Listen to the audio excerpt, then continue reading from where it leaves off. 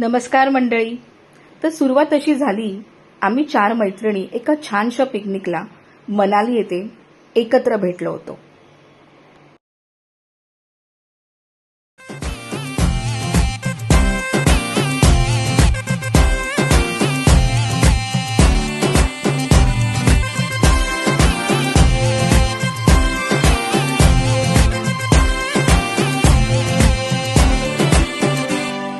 चिपक चिपक के चलती है कभी कभी तो राहें, जुड़े जुड़े कुछ ऐसे कि लगा हम जैसे गाँव.